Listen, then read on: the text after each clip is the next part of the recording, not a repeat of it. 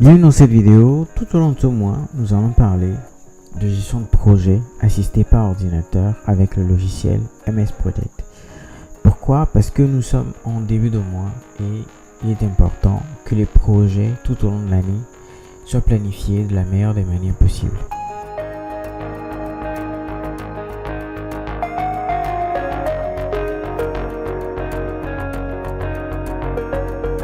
Lorsque je fais un tour rapide pour rechercher un peu les licences de MS Project sur le site de Microsoft, je tombe sur deux offres, la solution cloud et la solution locale. La solution cloud, c'est cette solution-là qui nous permet de sauvegarder toutes nos informations sur un serveur appartenant à Microsoft dans l'option Microsoft 365. Donc, cette option, dans l'option cloud, nous avons trois plans. Le plan 1, 3 et 5 avec des prix par utilisateur par mois définis. $10, $30, $55 avec des accès ou plutôt des fonctionnalités par type d'abonnement. L'autre option sur laquelle j'ai un peu plus d'informations, c'est l'option standard et l'option professionnelle. Alors, quelle est la différence entre les deux?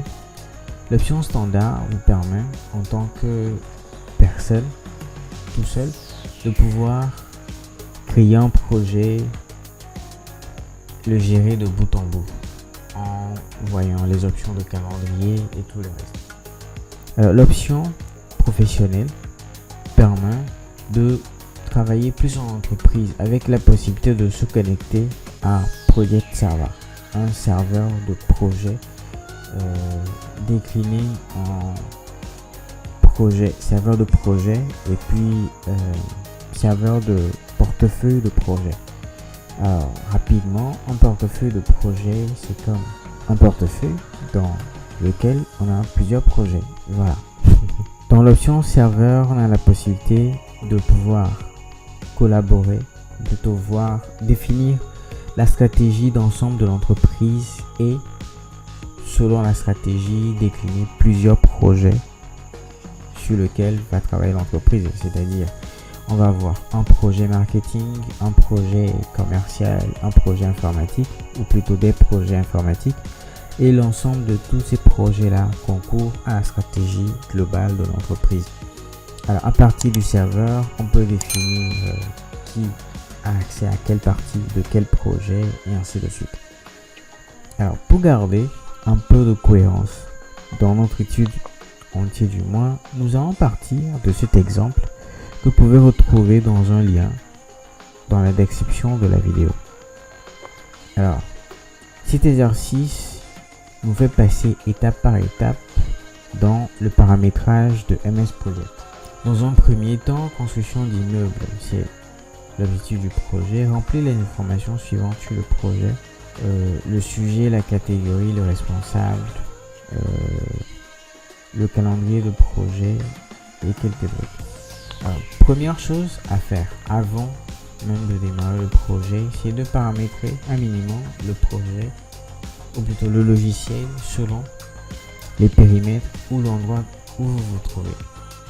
Alors, rapidement, pour présenter l'interface, Project se présente un peu comme tous les autres logiciels de la suite Office de Microsoft, c'est-à-dire Word, Excel, PowerPoint, Publisher et tous les autres. Alors pourquoi je dis cela? C'est que exactement comme dans Word ou Excel ou les autres logiciels du pack Office, les boutons sont regroupés dans des groupes différents. Donc ici, on a presse-papier, police, planifier, tâches, et les groupes sont regroupés en plusieurs rubans. Le premier ruban consacré aux tâches, le deuxième les ressources, le troisième les rapports, les informations globales sur les projets et sous-projets, les affichages en bleu particulier, la partie aide et puis l'option outils de diagramme de Gantt qui s'occupe un peu de tout ce qui se passe dans cette partie là. comme je le disais, il faut paramétrer un minimum le projet selon les besoins.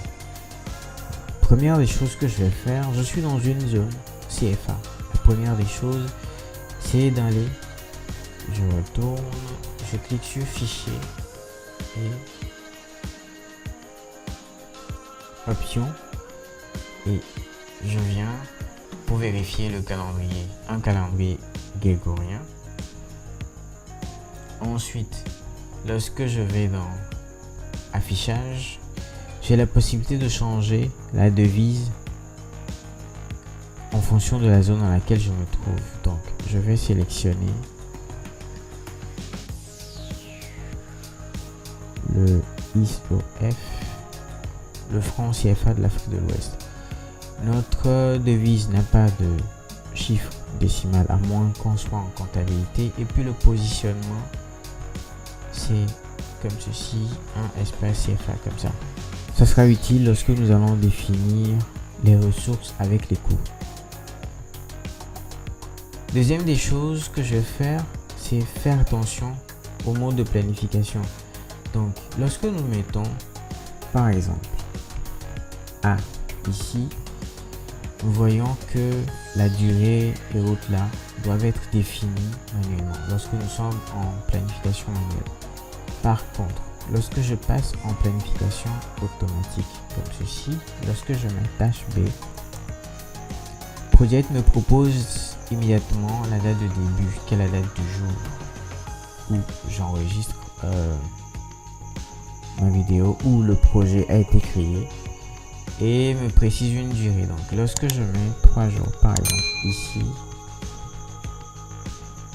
3, je fais entrer, il met directement, il fait automatiquement le calcul. Donc pour raison de commodité, personnellement je passe en mode planification automatique pour ne pas avoir à me casser la tête pour les calculs individuellement. Alors voici une petite introduction pour l'utilisation du logiciel. Dans la prochaine vidéo, nous allons commencer par résoudre les numéros, les questions ayant rapport avec les chiffres 1 à 1 jusqu'à la fin et faire voir un peu quelques subtilités à propos du logiciel. Donc rendez-vous dans la prochaine vidéo. Jusque là, portez-vous bien. Ciao ciao.